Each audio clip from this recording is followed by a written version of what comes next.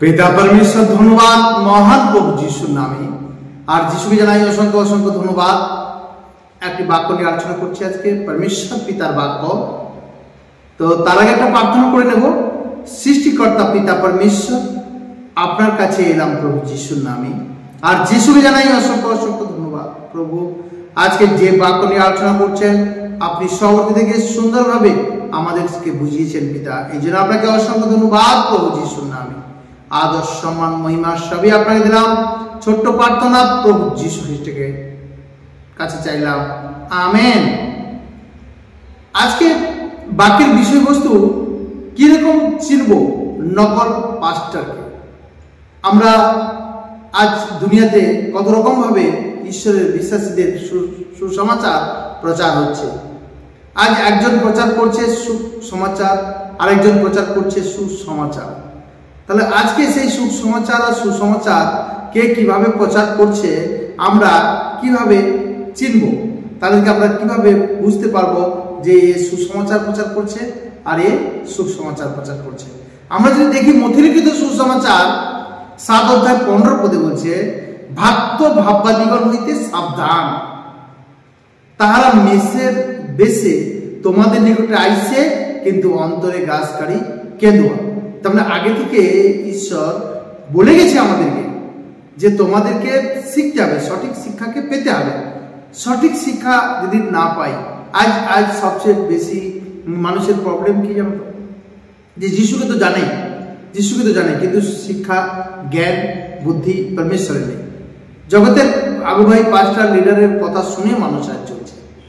সেই জন্য আগে থেকে ঈশ্বর বলে গেছেন আমাদেরকে, প্রভু তার বাক্যের দ্বারা বলে গেছেন যে ভক্ত ভাববাদী হইতে সাবধান, ভক্ত ভাববাদীগণ হইতে সাবধান, তারা মেসে বেশে তোমাদের নিকটে আইসে, কিন্তু অন্তরে গ্রাসকারী কেঁদো। আজ অনেকে বলে, আরে যিশুকে গ্রহণ করেছো, যেটা শিখাচ্ছে সেটাই ঠিক আছে, সেটাই শিখতে থাকো।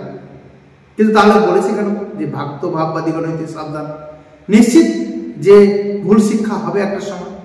ভুল শিক্ষার কারণে মানুষ আজ কি হচ্ছে, ভুলভাবে পরিচালিত হচ্ছে। আর সেই জন্য তো বলেছে এই কথাটা। তারপরে যদি আমরা দেখি মথিলিখিত সুসমাচার 7 অধ্যায় 16 পদে বলছে, এই ভক্ত ভাববাদীগণকে কিভাবে চিনতে পারো, এদেরকে চেনা যাবে কি করে? তার মানে তোমরা তাদের ফল দ্বারাই তাদেরকে চিনতে পারবে, তাদের ফল দ্বারাই চিনতে পারবে। তাহলে লোকে কি কাঁটা গাছ হইতে দাক্ষা ফল কিংবা শিয়াল কাঁটা হইতে ডুমুর ফল সংগ্রহ করে? তার মানে তাদেরকে, একজন বিশ্বাসীকে তুমি কিভাবে চিনতে পারবে? বলছে তাদের ফল দ্বারাই তাকে চিনতে পারবে।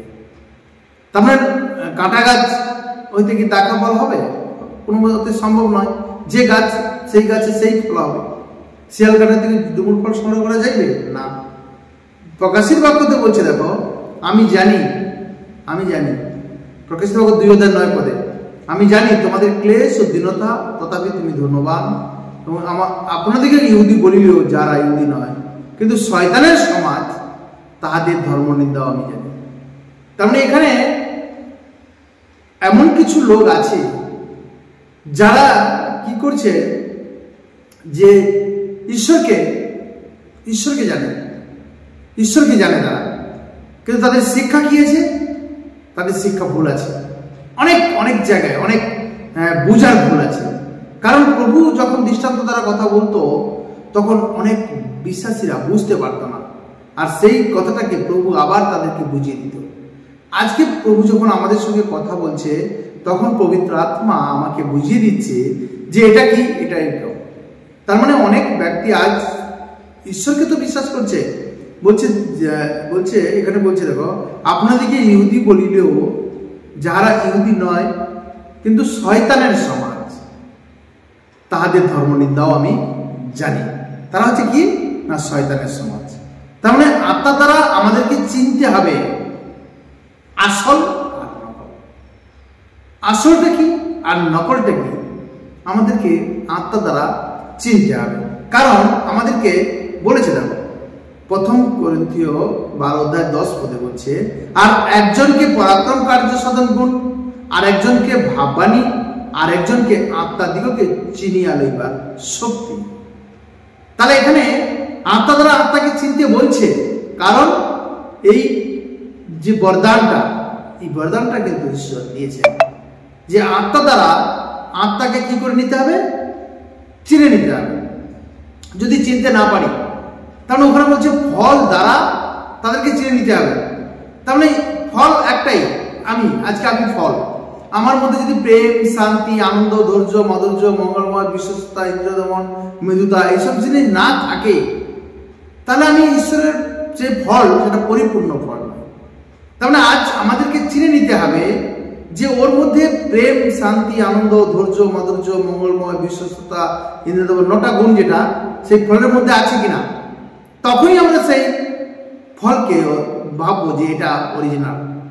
তার মানে এই যে আত্মা দ্বারা আত্মাকে চিনে নেবার এই যে শক্তিটা, এই যে ক্ষমতাটা দিয়েছে আমাদেরকে, এটা দ্বারা আমাদেরকে চিনে নিতে হবে। আমাদেরকে কি করেছে ঈশ্বর, না ঈশ্বর স্টার্টিং পয়েন্টে দাঁড় করে দিয়েছে। স্টার্টিং পয়েন্ট দৌড়ানোর জন্য আমাদেরকে স্টার্টিং পয়েন্টে দাঁড়িয়েছে। যেন আমরা দেখি প্রেরিতের কার্য নিয়ে এগোতে 8 পদে বলছে, কিন্তু পবিত্র আত্মা তোমাদের উপরে আসিবে, তোমরা শক্তি প্রাপ্ত হইবে, আর তোমরা জেরুসালেমে, সমুদ্রের জিহুদিয়া ও সামরিয়া দেশে এবং পৃথিবীর প্রান্ত পর্যন্ত আমার সাক্ষী হইবে। তার মানে পঞ্চসপ্তমীর দিনে পবিত্র আত্মা এই পৃথিবীতে 120 জন যখন প্রার্থনা করছিল তখন তাদের মধ্যে এসে আগুনের রূপে বসল। আজ আমি যখন প্রভু যিশুকে স্বীকার করলাম, মুখে হৃদয়ে বিশ্বাস করলাম যে মৃতগণের মধ্যে থেকে তিনি জীবিত হয়েছেন, তখন আমি স্টার্টিং লাইনে দাঁড়িয়ে গেলাম। বলছে আমার মধ্যে পবিত্র আত্মা এসে বাস করলো, আর আমি ঈশ্বরের মন্দির হয়ে গেলাম। তোমরা কি জানো না তোমরা ঈশ্বরের মন্দির, ঈশ্বরের আত্মা তোমার মধ্যে বাস করে। কিন্তু পবিত্র আত্মা তোমাদের উপরে আসিবে, তোমরা শক্তি প্রাপ্ত হইবে। তার মানে দৌড়ানোর জন্য আমি স্টার্টিং লাইন থেকে পবিত্র আত্মা পেয়ে গেছি, তো স্টার্টিং লাইনে আমি দাঁড়িয়ে গেছি। আর আমি এখান থেকে আমি কি শুরু করলাম, দৌড়ানো শুরু করলাম। বলছে কোথায়, বলছে সমুদয় ইহুদিয়া, সামরিয়া দেশে, পৃথিবীর প্রান্ত পর্যন্ত আমার সাক্ষী হবে। তাহলে আমাকে সুসমাচার প্রচার করার জন্য আজকে ঈশ্বর কি করলো, আমি স্টার্টিং লাইন থেকে শুধু সুসমাচার তো দিয়েছে, বাকি আমি নিজেকে ঠিক করতে থাকবো। নিজেকে ঠিক না করতে পারলে কিছুই হবে না। তার মানে প্রেরিতের কার্য 2 অধ্যায় আমরা যদি দেখি যে পবিত্র আত্মা আমাদের মধ্যে এসে বাস করলো, আর হঠাৎ আকাশ হতে প্রচন্ড বায়ু বেগে শব্দবোধ একটা শব্দ আসিল, এবং যে গৃহে তারা বসিয়েছিল সেই গৃহে শব্দ ব্যক্ত হইল। তারপরে আমরা দেখি যিশুকে জানার পর আমাদের সবাইকে সঠিক মণ্ডলী, সঠিক আগুবাই বাছাই করতে হবে। তার মানে দেখো কারো না কারো দ্বারা ঈশ্বর চমৎকার করেছে। তার মানে একজন ব্যক্তি, যদি আমরা মথি 17 অধ্যায় পড়ি, ওখানটায় একজন ব্যক্তি ছিল যে কি যিশুর নামে ভূত তাড়াচ্ছিল, কিন্তু যিশুর কথা শুনতো না, কিন্তু সে তবুও তো ভূত তাড়াচ্ছিল, পরাক্রম কার্য করছে, আজকে মহিমা করছে। হে প্রভু যারা করে সবাই স্বর্গে যাবে এমন নয়, কিন্তু যে স্বর্গস্থ পিতার ইচ্ছা পালন করে সেই যাইবে। তার মানে এখানে যিশুকে জানার পরে আমাকে সঠিক মণ্ডলী, সঠিক আগুবাই কে বাঁচতে হবে। তার মানে আত্মা দ্বারা তাকে চিনে নিতে হবে যে ই পারফেক্ট কিনা। আজ একজন গল্প, গুজব, কথা, কাহিনী দ্বারা বলছে, দৃষ্টান্ত দ্বারা বলছে, আর একজন শাস্ত্র থেকে বলছে। শাস্ত্রের পবিত্র আত্মা তাকে যেমন ভাবে চালাচ্ছে সে তেমন ভাবে বলছে। তার মানে নিজেকে দেখে নিতে হবে। ঈশ্বর যাদের দ্বারা সুসমাচার প্রচার করতে চাইছেন তাদেরকে যেন শুনি। আজ পৃথিবীতে সবাই তো ভুলের নেই, অনেকে সঠিক আছে, আমরা যেন তাদেরকে শুনি যারা সঠিক আছে। আমাদেরকে এটাই চিনে নিতে হবে যে ও ভুল আছে কি ঠিক আছে, বাক্যের দ্বারা বলছে কি করছে। তার মানে যখন পৌলুস সুসমাচার প্রচার করত তখন মানুষ কি করত, সেই কথাটা ঠিক বলছে কিনা সেটাকে দেখার জন্য তারা কি করতো, শাস্ত্রকে পরীক্ষা করতো। তাহলে আজকে আমাদেরকেও, যে একজন পাস্টার, একজন দাদা ভাই, একজন আবু ভাই আমাকে কি শেখালো, আজকে আমি শাস্ত্রের দ্বারা পরীক্ষা করে দেখি যে হ্যাঁ এটা শাস্ত্রতে লেখা আছে, এটা এইভাবে লেখা আছে, ঠিক বলেছে। কিন্তু যেটা লেখা নেই, লেখার বাইরে অতিক্রম করতেও নেই বলেছে। তার মানে আজ আমি কাকে শুনছি, আজ সুসমাচার শুনছি, কিন্তু যারা সঠিক তাদেরকে যেন শুনি। এই জন্য বলছে গালাতীয় 2:7 বলছে, বরং পক্ষান্তরে যখন দেখিলাম ছিন্নতকদের মধ্যে যেমন পিতরকে তেমনি অচ্ছিন্নতকদের মধ্যে আমাকে সুসমাচারের ভার দত্ত হয়েছে। এখানে আমাকে বলছে পৌলস, হ্যাঁ, গালাতীয় 2:8 কারণ ছিন্নতকদের কাছে পরিতত্ত্বের নির্মিত যিনি পিতরে কার্য সাধন করিলেন, তিনি পরজাতিগণের নির্মিত আমাকেও কার্য সাধন করিলেন। তাহলে কে আজকে আমার কাছে কে সুসমাচার, কার দ্বারা আমি সুসমাচার পেয়েছি? ঈশ্বর আমাকে মনোনীত করেছেন, ঈশ্বর আমাকে আকর্ষণ করেছেন কোনো ভাইয়ের দ্বারা যখন সুসমাচার জানতে পারলাম। তাহলে এই সমস্ত কে করছেন? ঈশ্বরই করছেন। তার পিতরকে কে করেছিল? ঈশ্বর। পরজাতিকে কে করেছে? ঈশ্বর। তাহলে আমাদের কার কথা শুনতে হবে? আমাদের ঈশ্বরের কথা শুনতে হবে। সেই প্রভু যিশু যা কিছু বলেছেন সেই কথা শুনতে হবে। তাহলে আজ যদি দাদা ভাই, দিদি ভাই, আগু ভাই, লিডার, পাস্টার এদের কথা শুনি তাহলে কি লাভ হবে? এখানে বলছে তো, কারণ ছিন্নতকদের মধ্যে পরিতত্ত্বের কর্মের নির্মিত যিনি পিতরে কার্য সাধন করিলেন, তিনি পরজাতিদের নির্মিত আমাকেও কার্য সাধন করিলেন।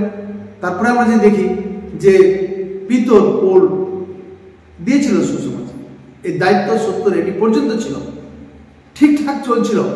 প্রথম শুরু হয়েছিল যিশুর বিশ্বাসের দ্বারা, কিন্তু তারপরে অনেকে কি করলো, সে কিন্তু 100 AD পর্যন্ত সেটা গন্ডগোল শুরু হয়ে যায়।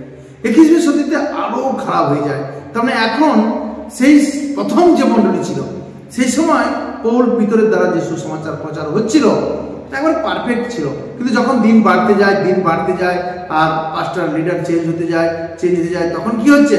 গন্ডগোল শুরু হচ্ছে। আজ অনেক খারাপ হয়ে গেছে সুসমাচারের বিষয়ে। কারণ আমরা যদি দেখি প্রেরিতের কার্য বিবরণী 20:29 আমি জানি এখানে পৌলুস বলছে, আমি জানি আমি গেলে পর দুরন্ত কেন্দুয়ারা তোমাদের মধ্যে প্রবেশ করিবে, পালের প্রতি মমতা করিবে না। বলছে আমি জানি এটা। তার মানে সেই প্রথম মণ্ডলীতে যেভাবে সুসমাচার প্রচার হয়েছে আজকে আমরা সেইভাবেই সুসমাচার প্রচার করি। আজকে আমরা তাড়না এলে, নিন্দা এলে আমরা কি করি? ভয় খেয়ে যাই। কিন্তু কেন? প্রথম মণ্ডলীতে সেই সময় কত তাড়না, কত নিন্দা, কত কিছু হতো, কিন্তু তারা তবুও ঈশ্বরের প্রতি বিশ্বাসে স্থির থাকত। আজকে আমাদেরকে বলছে যে আমি যাওয়ার পরে দুরন্ত কেন্দুয়ারা তোমাদের মধ্যে প্রবেশ করিবে, পালের প্রতি মমতা করিবে না। তার মানে এখানে যে বিষয়টা আমাদেরকে বলছে যে পালের প্রতি মমতা কিরকম করবে, পালের প্রতি দুরন্ত কেন্দুয়ারা কিরকম পালের প্রতি প্রবেশ করবে।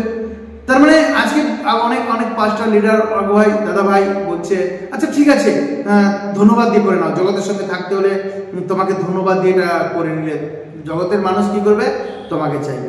আরে বাক্যতে যেটা লেখা আছে না, বাক্যতে যেটা লেখা আছে সেটার বাইরে আমি ধন্যবাদ দিয়ে কিছু করতে পারি? কোনো মতে সম্ভব হতে? কোনোদিন সম্ভব হবে? যেটা লেখা আছে সেটার বাইরে আমি করতে পারি না। কারণ ওইটাই তো বলছে আমি গেলে পর ওই লেখাকে অতিক্রম করবে আর দুরন্ত কেন্দুয়ারা তার মধ্যে প্রবেশ করবে আর পালের প্রতি মমতা করবে না।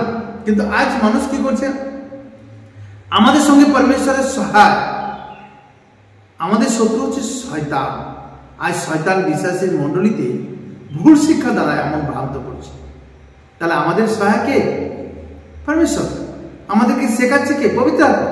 আমাদেরকে চালাচ্ছে কে? পবিত্র আত্মা। পবিত্র আত্মা ঈশ্বর আছেন। কিন্তু আজ মণ্ডলীতে বিশ্বাসীদের মধ্যে শয়তান ঢুকে গিয়ে সেই শিক্ষাকে ভুল করে দিচ্ছে। তার মানে দুরন্ত কেন্দুয়ারা কি করেছে? সেখানে ঢুকে গেছে।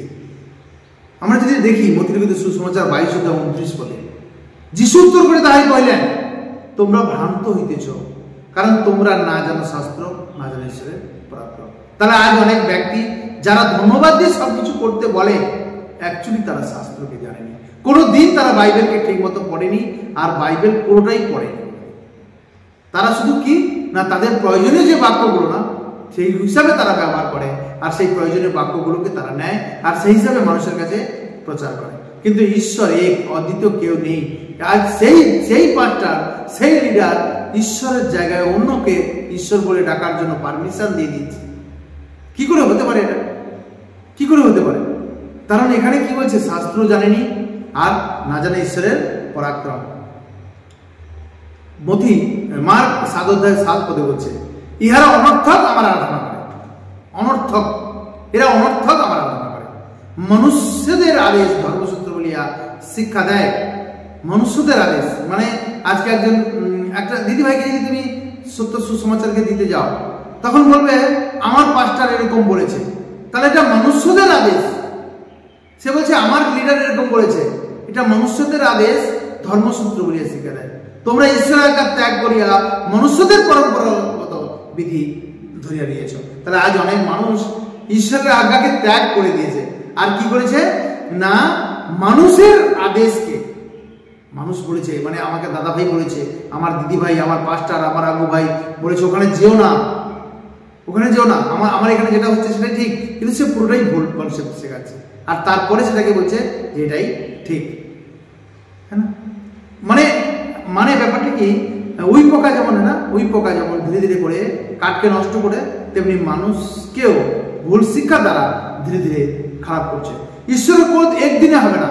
ঈশ্বর ক্রোধকে কি করে সঞ্চয় করে, আর সেই ক্রোধের দ্বারা একদিন, যেমন জির্মীয় প্রফিটের দ্বারা ওখানে প্রচার হচ্ছিল যে ওদের ক্রোধ ধীরে ধীরে করে আমার মধ্যে সঞ্চয় হয়েছে, আমি ওদেরকে, তুমি প্রার্থনা করলেও আমি ওদের কথা শুনবো না। তার মানে একটা সময় এমন হবে যে ক্রোধ কি হবে, বিশাল আকার নেবে। যেমন ইসরায়েলের লোকেরা ব্যাবিলনের হাতে বন্দী চলে গিয়েছিল। সেই বন্দিত্বে কেন চলে গিয়েছিল? কারণ তারা প্রতিদিন সেই দেবতাদের উদ্দেশ্যে প্রণিপাত করত, প্রতিমার প্রসাদ খেত, ব্যভিচার করত, চুরি করত, সমস্ত পাপ করতো তারা। কিন্তু সে যেটা কি করলো, ধীরে ধীরে যেমন ওই পোকা কাঠকে নষ্ট করে তোলে, তেমনি মানুষকে ভুল শিক্ষা দ্বারা ধীরে ধীরে কি করে খারাপ করে দিচ্ছে। আজকে আমরা এফেসীয় 4:13 পদে দেখব, যাবৎ আমরা সকলে ঈশ্বরের পুত্র বিষয়ক বিশ্বাসের ও তত্ত্বজ্ঞানের ঐক্য পর্যন্ত, সিদ্ধ পুরুষের অবস্থা পর্যন্ত, খ্রিস্টের পূর্ণতার আকারের পরিমাণ পর্যন্ত অগ্রসর না হই, তাহলে আমাদেরকে কি করতে হবে না, সত্য ঈশ্বরের তত্ত্ব জ্ঞানকে জানতে হবে, ঈশ্বরের তত্ত্ব ঐক্য পর্যন্ত আমাদেরকে পৌঁছতে হবে। আর আমরা যেন ঈশ্বর খ্রিস্টের পূর্ণতা পর্যন্ত পৌঁছতে পারি।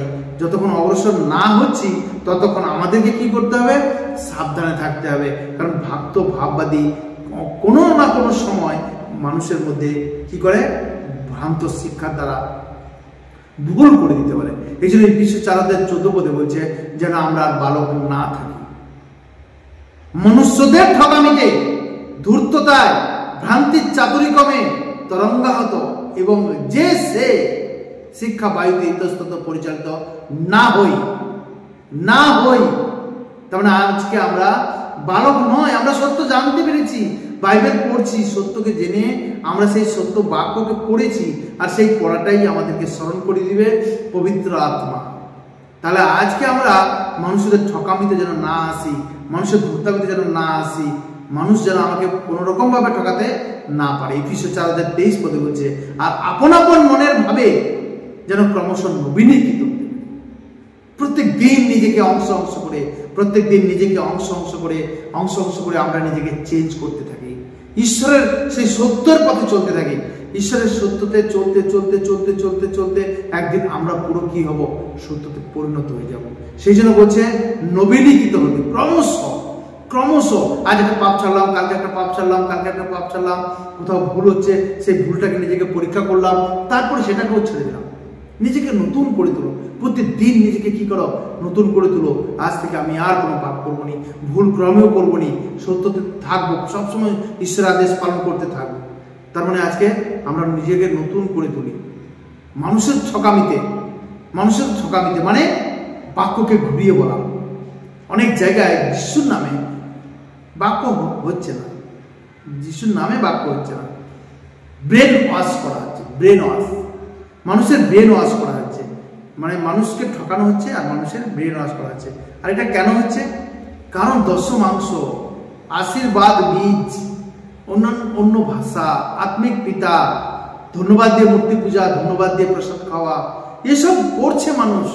আর তারপরে তাদের ব্রেন ওয়াশ করা হচ্ছে, তুমি ঠিক আছো, এই জায়গায় তুমি ঠিক আছো। এই সমস্ত হচ্ছে কি না, এই সমস্ত আমাদেরকে বুঝে সুঝে করতে হবে। দশমাংশ বা আশীর্বাদ বীজ, এ সমস্ত কি দশমাংশ তো ব্যবস্থার মধ্যে ছিল। আজকে আমরা সেই ব্যবস্থার নিয়মকে পালন করার জন্য মণ্ডলীতে কিছু লাভের উপায়, যেমন টাকা পয়সা ইনকামের, দশমাংশ হচ্ছে টাকা পয়সা ইনকামের ব্যাপার আছে। বীজ, আশীর্বাদ বীজ, এখানে আশীর্বাদ বীজ বলতে সেই প্রভুর বাক্যকে বলছে, কিন্তু এখানে মানুষ সেই টাকা পয়সাকে বলছে। যত টাকা থলিতে দিবে, খামে করে দিবে, আরো বেশি করে দিবে, যা ইনকাম করবে তার হিসাব করে আমাকে 10 ভাগ দিয়ে দেবে। তার মানে এখানে মানুষকে এইসব ঠকানোর জন্য আজকে কি করা হচ্ছে, তাদেরকে ভুল শিক্ষা করা হচ্ছে, ভালো করে রাখা হচ্ছে। তার মানে একজন বিশ্বাসীকে কিছু কথা মনে রাখতে হবে। প্রথম হচ্ছে কি, কিছু কথা কি কি শাস্ত্র অনুসারে যেন শিখি, সঠিক বাইবেল শিক্ষককে যেন শুনি, শিক্ষিত হতে হবে, বাক্যে কার্যকর হতে হবে, তাড়না সহ্য করতে হবে, পরিস্থিতি যেমন হোক বাক্যতে স্থির থাকতে হবে। তাহলে আজকে মানুষ কেন পরিস্থিতিকে বদল চেঞ্জ করে দিচ্ছে পাস্টার লিডারের কথা শুনে? কারণ জগতের কাছে ভয় পেয়ে যাচ্ছে মানুষ, জগতের মানুষ তাকে কিছু করে দিতে পারে, সেই জন্য সে বলছে আচ্ছা ঠিক আছে সমঝোতা করে নেওয়া যাক, ওদের সঙ্গে কথা বলে সমঝোতা করে নেওয়া হোক। তখন সে ধন্যবাদ দিয়ে কি হচ্ছে সব কিছু করা শুরু করে দিয়েছে। কারণ আমাদেরকে আমরা শাস্ত্র অনুসারে যেন শিখি, এটা আমরা দেখবো।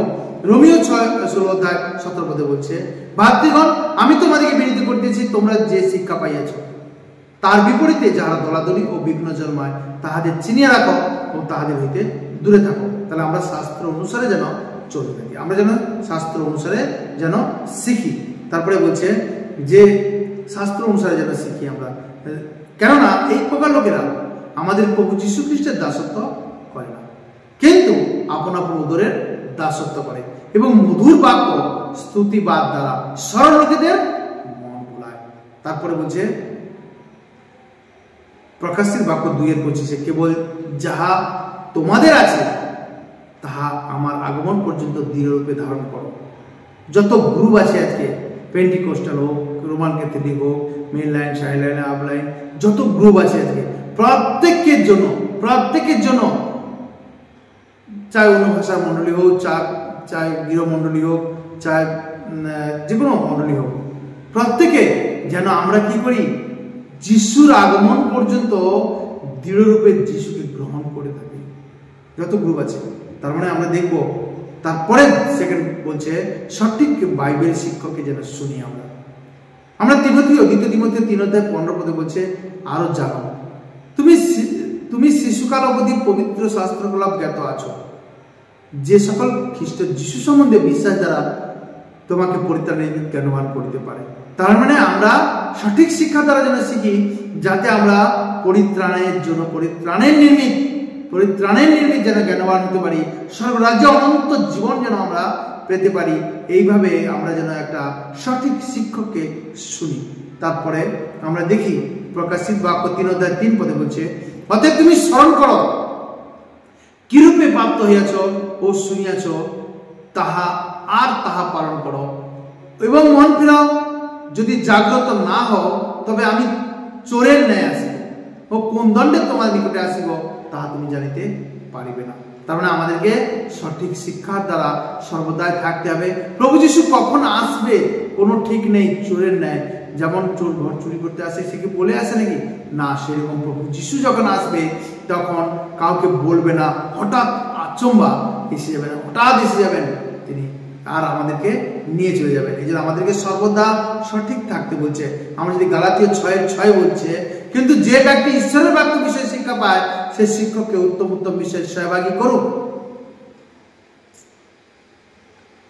তার মানে এই বাক্যটা দ্বারা এই যে উত্তম বিষয় বলছে, যে ব্যক্তি ঈশ্বরের বিষয়ে বাক্য শিক্ষা পায় সেই শিক্ষককে উত্তম বিষয়ে সহভাগী করুক।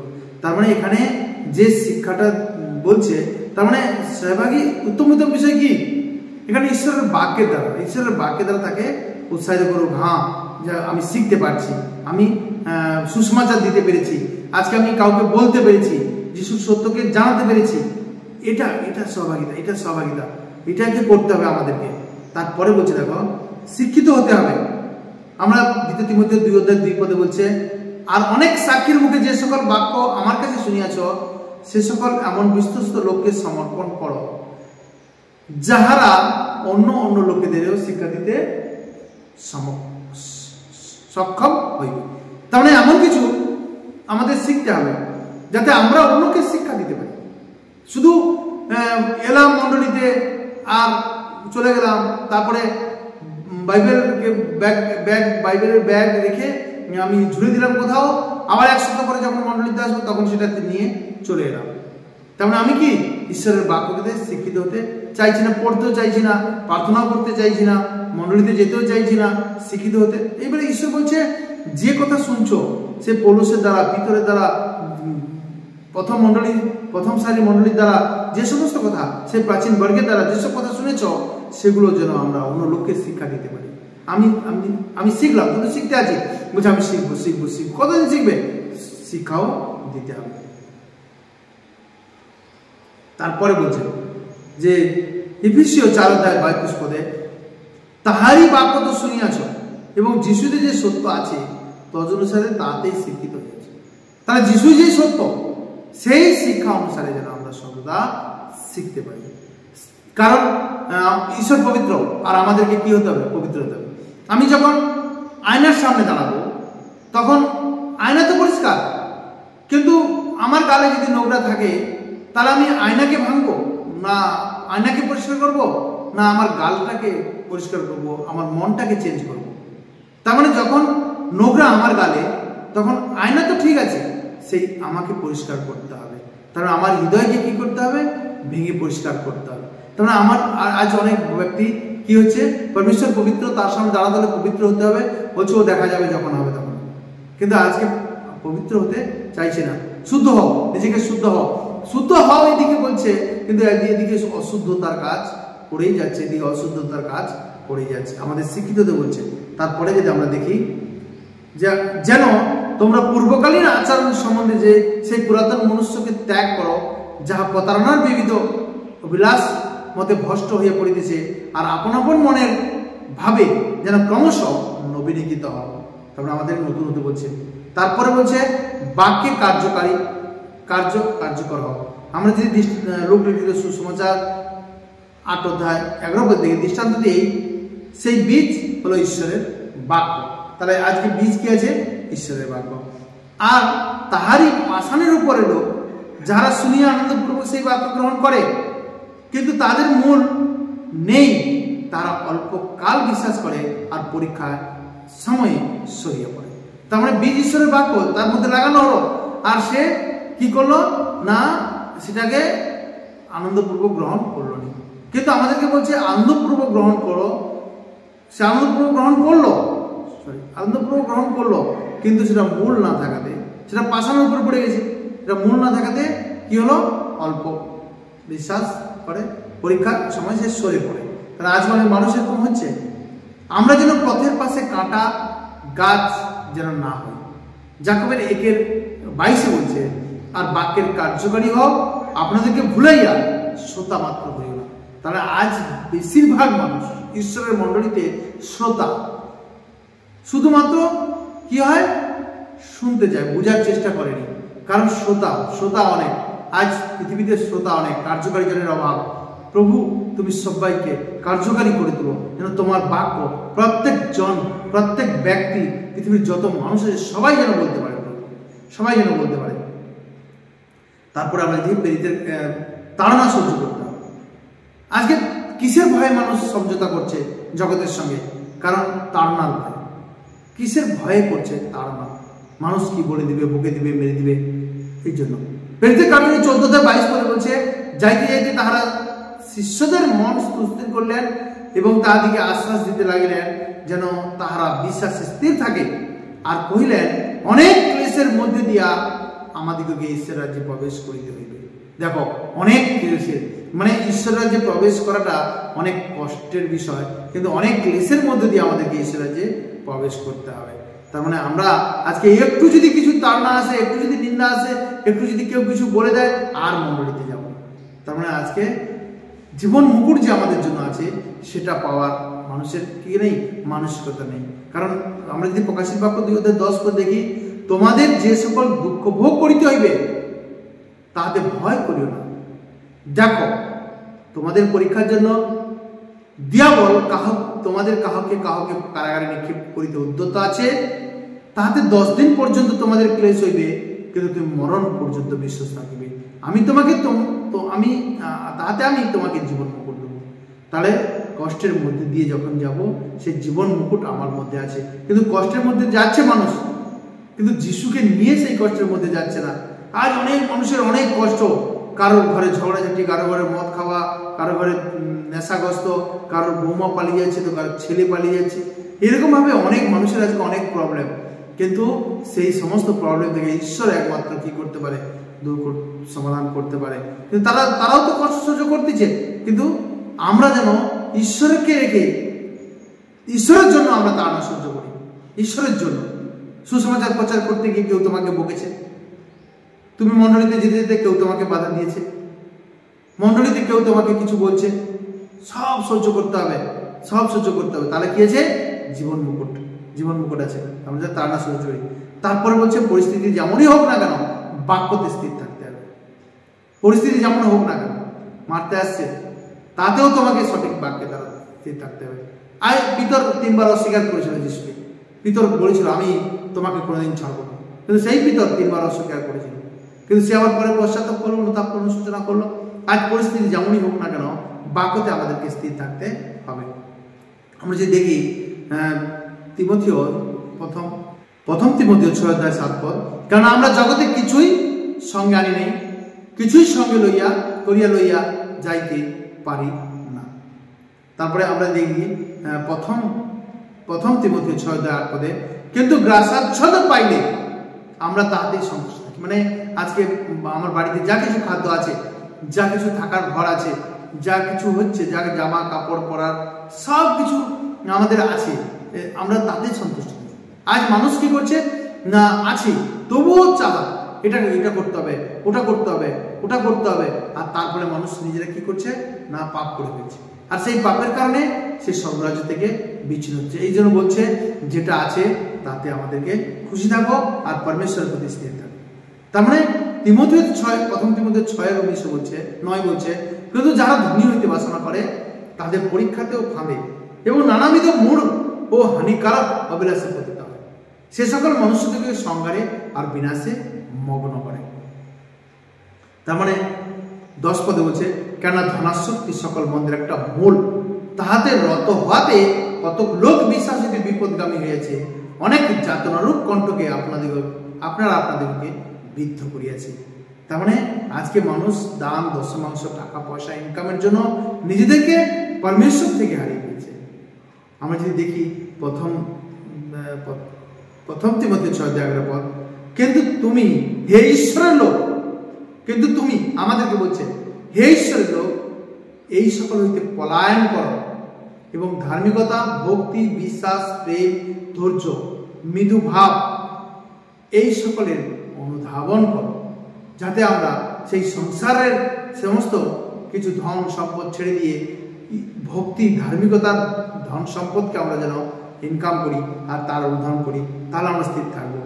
তারপরে 10:16 বলছে মতি যে দেখো কেন্দ্রদের মধ্যে যেমন মেষ, তেমনি আমি তোমাদেরকে প্রেরণ করে দিয়েছি, অতএব তোমরা সর্পের ন্যায় সতর্ক, কপটের ন্যায় অমায়িক হও।